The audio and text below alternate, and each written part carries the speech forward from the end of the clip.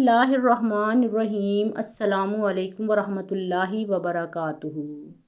مسلمانوں نے جہاں کتاب و سنت، تقریر و تحریر، جلسہ و جلوس، عبادت و طریقہ عبادات پر اعتراض و اختلاف کا اظہار کیا اور قائم کیا، وہیں کچھ لوگ یہاں تک جرأت کر بیٹھے اور کہنے لگے کہ جب پہلے ہی سے امام حسین علیہ السلام کی شہادت کی شہرت ہو چکی تھی تو رسول اللہ صلی اللہ علیہ وآلہ وسلم نے اپنے نواسے کو کیوں نہیں بچا لیا؟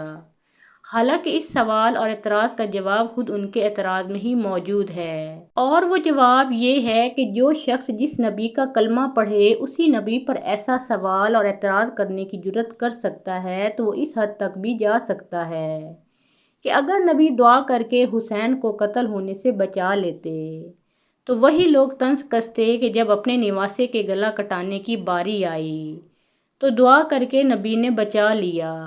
نعوذ باللہ من ذالک۔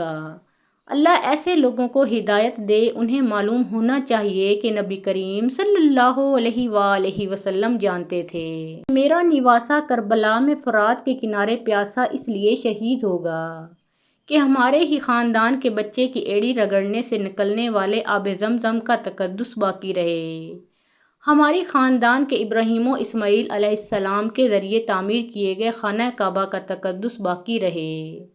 اب یہاں بھی کہا جاتا ہے کہ امام حسین علیہ السلام فرات سے پانی کیوں نہیں پی سکے؟ وہ اس لیے کہ وہ مجبور تھے؟ نہیں، ہرگز نہیں۔ امام حسین علیہ السلام مظلوم تھے مگر مجبور نہیں تھے۔ وہ چاہتے تو دریائے فرات ان کے خیمے سے آ کر لگ جاتا، وہ چاہتے تو دریائے فرات خشک بھی ہو جاتا۔ یہ تو دریائے فرات کی بد نصیبی ہے کہ وہ میرے امام پاک کے لبوں سے نہیں لگ سکا۔ پیارے دوستوں، سیدنا امام حسین علیہ السلام چاہتے تو کربلا میں فرشتے بھی اترتے اور جنات بھی حاضر ہو جاتے، بلکہ کائنات کے لوح و قلم بھی آپ علیہ السلام کی بارگاہ میں حاضر ہوتے، لیکن آپ علیہ السلام خدا کی رضا میں راضی رہے اور سب کچھ قربان کیا۔ لیکن کربلا میں کچھ ایسے واقعات بھی رونما ہوئے ہیں کہ جن میں سیدنا حضرت امام حسین علیہ السلام کو اللہ پاک سے یزیدیوں کے لیے پکارتے دیکھا گیا ہے۔ آج کی ویڈیو کا محور وہی عجیب و غریب واقعات ہیں جن میں نواسہ رسول صلی اللہ علیہ وآلہ وسلم کو بدبخت یزیدیوں کے لیے بد دعا کرنا پڑی۔ جب امام حسین علیہ السلام یزیدیوں سے خطاب کرنے گئے تو آپ علیہ السلام کے خطبہ کے دوران ابن اشعث نامی ایک یزیدی آگے بڑھا اور وہ کہنے لگا، آپ کو رسول اللہ سے کیا نسبت ہے؟ آپ کیسے خاندان نبی ہیں؟ نسل اور خاندان تو بیٹے سے چلتا ہے اور آپ تو ان کی بیٹی کے بیٹے ہیں، اسی لیے ہمیں یہ کہہ کر دھوکہ مت دیں کہ آپ نبی کے وارث ہیں۔ اس کی اس بے ادبی کی وجہ سے حضرت امام حسین علیہ السلام کو بہت تکلیف پہنچی، آنکھوں سے آنسو نکل آئے اور وہ بارگاہ الہی میں عرض گزار ہوئے، یا اللہ، ابن اشعث نے میرے نسب پر جرح کی ہے اور یہ مجھے تیرے پیارے حبیب صلی اللہ علیہ وآلہ وسلم کا بیٹا تسلیم نہیں کرتا۔ یا اللہ، اس بد زبان کو فوری عذاب میں گرفتار فرما تاکہ کوئی بھی میرے نسب پر بات کرنے کی جرأت نہ کرے۔ اسی وقت اس خبیث و بدبخت اور بے ادب کو قضائے حاجت کی ضرورت پیش آئی۔ وہ گھوڑے سے اتر کر ایک طرف بھاگا اور ایک درخت کے نیچے قضائے حاجت کے لیے برہنہ ہوا۔ وہاں زمین سے کئی سیاہ بچھو نکلے اور اس کی شرمگاہ میں ڈنگ مارنے لگے۔ بس وہ اسی حالت میں نجاست آلود زمین پر گرا اور تڑپ تڑپ کر اس کی جان نکل گئی۔ پیارے دوستوں، اللہ کے پیارے حبیب کے پیارے نواسے کے حکم کے مطابق خیموں کی حفاظت کے لیے ایک چھوٹی سی خندق کھود کر اس میں آگ لگائی گئی تھی۔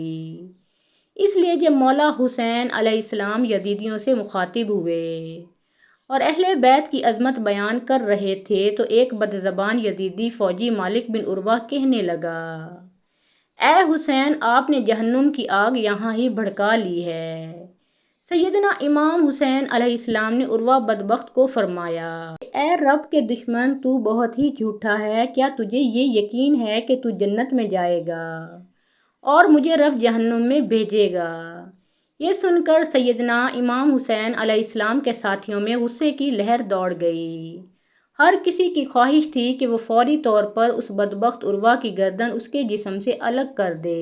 اتنے میں حضرت مسلم بن اوسجہ سیدنا امام حسین علیہ السلام کے پاس آئے اور یوں عرض کی: اے نواس رسول صلی اللہ علیہ وآلہ وسلم، مجھے اجازت دیجیے کہ میں عروہ بدبخت کی زبان کاٹ کر آپ کے قدموں میں لا سکوں۔ سیدنا امام حسین علیہ السلام فرمانے لگے: نہیں، میری غیرت یہ گوارا نہیں کرتی کہ ہم خون ریزی کی ابتدا کریں۔ اس کے بعد بھی مالک بن عروہ بکواس کرتا رہا تو امام حسین علیہ السلام نے اللہ پاک کی بارگاہ میں ہاتھ اٹھائے اور یوں دعا فرمائی: اے میرے خدا، مالک بن عروہ کو اسی دنیا میں ہی آتش کا مزہ چکھا دے۔ روایت ہے کہ ابھی امام حسین علیہ السلام کے ہاتھ نیچے نہ آئے تھے کہ مالک بن عروہ کا گھوڑا بدک کر بھاگنے لگا اور عروہ کا پاؤں رکاب میں پھنس گیا۔ یوں گھوڑا اسے گھسیٹتا ہوا لے گیا اور اسی خندق کی آگ میں پھینکا جس کے بارے میں اس لعین نے بکواس کی تھی۔ حضرت امام حسین علیہ السلام نے یہ دیکھ کر اللہ کی حمد و ثنا بآواز بلند کی۔ اتنی بلند آواز کے دونوں لشکروں نے سنا: اے اللہ، ہم تیرے حبیب کے گھر والے ہیں، ہم پر ظلم کرنے والوں کے ساتھ انصاف فرما۔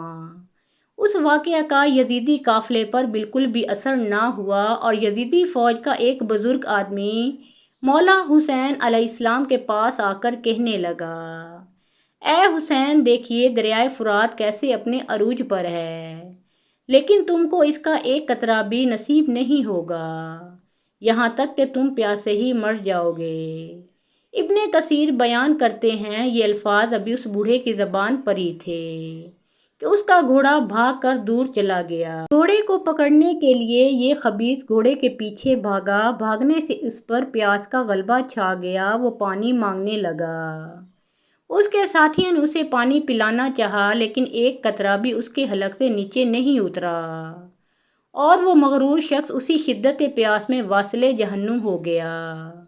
یہ سب واقعات نواس رسول صلی اللہ علیہ وآلہ وسلم کی شان و عظمت کو چیخ چیخ کر بیان کر رہے تھے۔ نیز دشمنان اہل بیت کو یہ بتانا تھا کہ دیکھ لو کہ جو ایسا مستجاب الدعوات ہو اس کے مقابلے میں آنا اللہ پاک سے جنگ کرنا ہے، لہٰذا اس معاملے میں اللہ سے ڈرو۔ مگر ان بے ضمیر لوگوں نے دنیاوی منصب پانے کے لیے واقعہ کربلا برپا کیا۔ سیدنا امام حسین علیہ السلام ایسے سخی تھے کہ دشت کربلا میں اللہ کی راہ میں اپنے جوان بیٹے اکبر کو قربان کیا، اپنے مظلوم بچے اصغر کو اپنی جھولی میں دم توڑتے دیکھا، اپنے بھائی کی امانت قاسم کے سر کو پامال کروایا، اپنی بہن کے جگرے کوشے اون و محمد کی لاشوں کو خون میں تڑپتے دیکھا، اپنے بھائی عباس کے بازو قلم کروائے اور پھر سب سے آخر میں اپنی جان بھی سخاوت کر دی۔ تاریخ گواہ ہے کہ کربلا کے واقعہ میں ملوث تمام کردار بہت ہی بری اور عبرتناک موت مرے۔ شمر کا سر جسم سے جدا کر کے کوفہ میں ذلیل و رسوا کیا گیا، پھر جسم کو گرم تیل میں پھینک دیا گیا، وہاں سے نکال کر جنگلی کتوں کے آگے ڈال دیا گیا۔ تاریخ میں مختار ثقفی جیسے بہادر بھی نظر آئے جس نے یزید کے گورنر عبید اللہ ابن زیاد اور ان کے تمام ساتھیوں کے سر کاٹ کر ایک ہی لائن میں مسجد میں لوگوں کے سامنے سجا دیے تھے۔ اس میں کوئی شک نہیں کہ اس سانحہ کے برپا کرنے والوں کو اللہ آخرت میں ذلیل و رسوا کرے گا۔ بس آخر میں یہی دعا کرتی ہوں کہ اللہ پاک ہمارے دلوں میں آل رسول صلی اللہ علیہ وآلہ وسلم کی لامحدود محبت بھر دے اور اہل بیت سے بغض رکھنے والوں کو ہم سے ہمیشہ ہمیشہ کے لیے دور کر دے۔ محترم ناظرین، پیارے آقا محمد مصطفیٰ صلی اللہ علیہ وآلہ وسلم کا پیارا نام ایک بار کامنٹ سیکشن میں ضرور لکھیں۔